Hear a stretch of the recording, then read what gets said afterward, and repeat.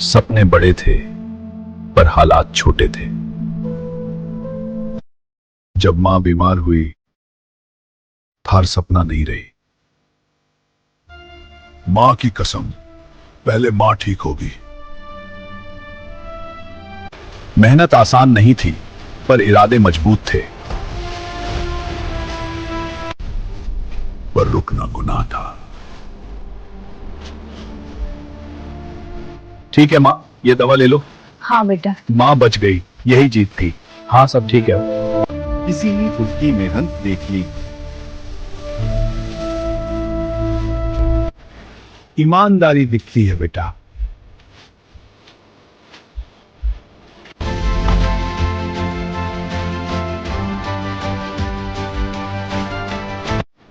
सबसे पहली सवारी।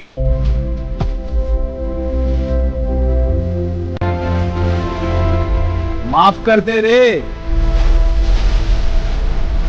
जो मां को ऊपर रखे, किस्मत उसे ऊपर रखती है।